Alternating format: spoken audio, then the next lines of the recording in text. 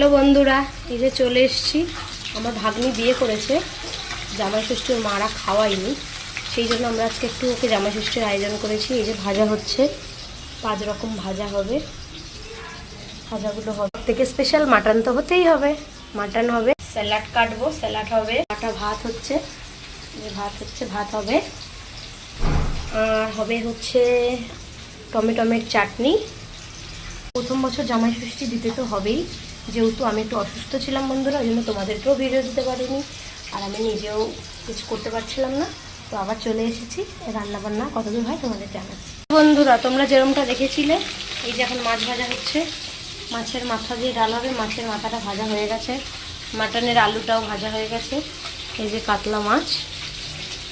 চলো নেক্সট তোমাদেরকে দেখাচ্ছি। বন্ধুরা, তোমাদের যেমনটা দেখিয়েছিলাম, এই যে মাছের কালিয়ার মশলা রেডি। কাতলা মাছগুলো বললাম না কালিয়া করবো, কালিয়ার মশলা রেডি। আর এই যে খাসির মাংসের জন্য পেঁয়াজটা ভাজা হচ্ছে, গোটা গরম মশলা ফোড়ন দিয়ে আমার মাটনটা হবে। আর এই যে ঝাল ঝাল মশলা আমাদের রেডি। তো ফাইনালি মাটন কষানো ডান। দেখো কিরম হয়েছে, তোমরা একটু জানিও। মাটনের পিসগুলো আজকে খুব ভালো ভালো এনেছে।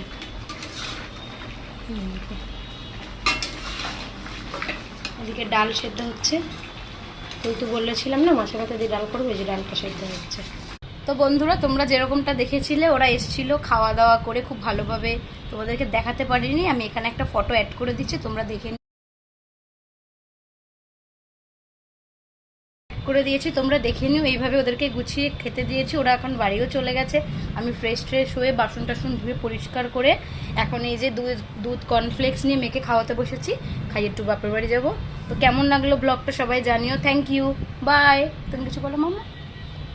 বন্ধুরা, 5 টাকা প্লিজ সবাই লাইক সাবস্ক্রাইবটা করে দাও।